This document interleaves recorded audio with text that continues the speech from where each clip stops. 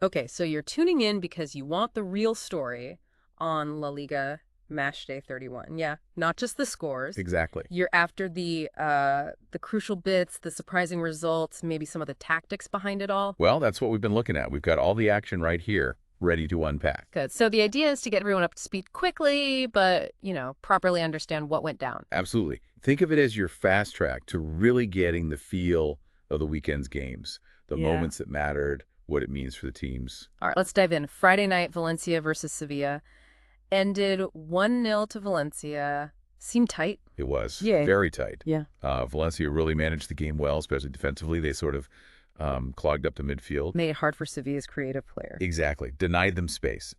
And their goal, second half, it came from a good bit of pressure. Nice cross, solid finish. But just as key was how they held on. Sevilla pushed, but Valencia's defense just wouldn't break. A really important, if not flashy, win for them boosts those European hopes. Okay. Then Saturday's early game. Whoa.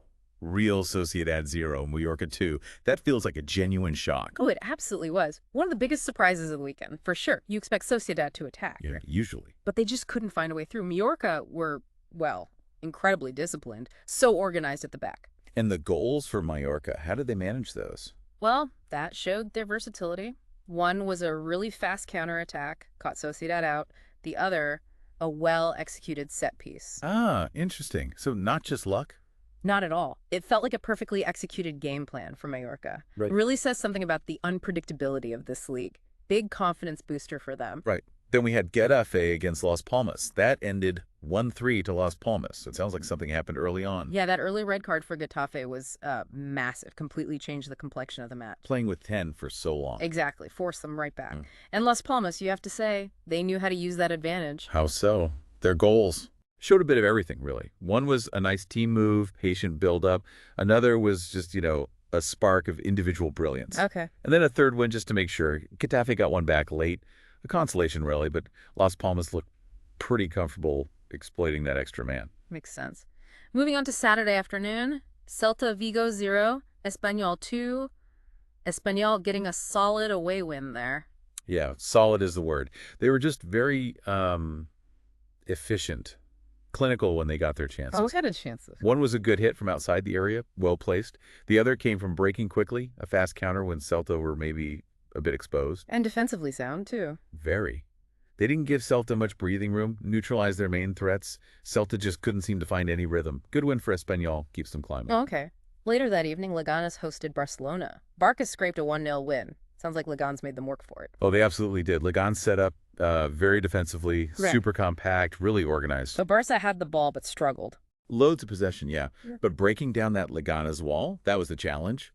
Took until the second half. What broke the deadlock? Just a moment of real quality. A sharp, precise pass, unlocked the defense, and then a calm finish. That was the difference. Leganes must be gutted, but sounds like a good defensive showing. Definitely. Whew. Frustrated Barca for long periods. But, for Barcelona, grinding out wins like that, even when they aren't flying, that's often what wins titles, isn't it? True. Final game Saturday, Osasuna 2, Girona 1. Sounds like a bit more of a battle. It does, yeah. Described as a really determined game from both sides. Osasuna got ahead early doors from a set piece. Well worked, apparently. Shows they carry a threat there.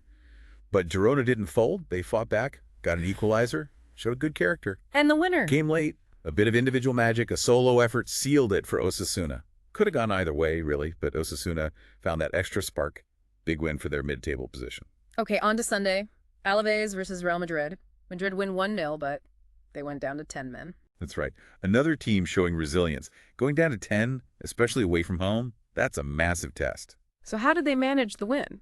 Well, they dug in defensively, obviously, but the goal itself came from a set piece. Again, a header from a corner. Shows how vital those can be. And Alaves, did they push hard? They did, yeah. They had chances, fought well, but just couldn't find the net. Madrid's defense, even a man down, just held firm. Another gritty, crucial win for their title hopes. Seemed like a theme this weekend. Grinding out results.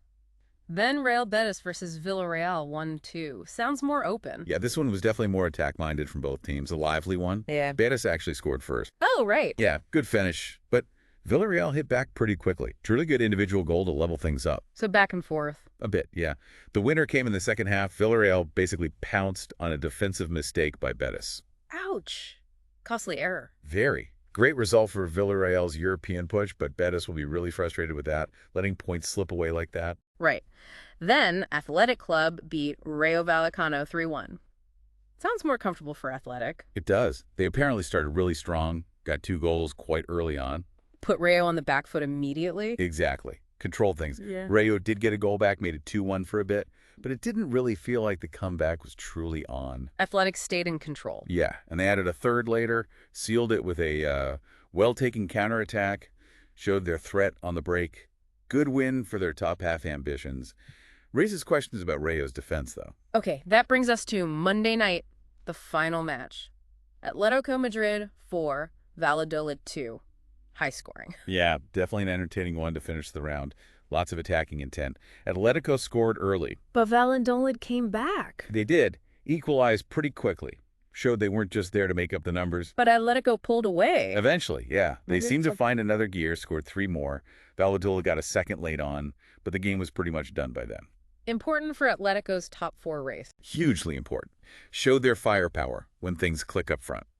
So looking back at Matchday 31, quite the mix, wasn't it? Some really tight games, some big surprises like Mallorca, Las Palmas doing well. Absolutely. And then you had the big teams, Barca, Real Madrid, finding ways to win even when maybe not at their absolute best, that grit we talked about. Yeah, each game had its own little story. Tactics, individual moments. Exactly. Showcase a lot of what makes La Liga interesting.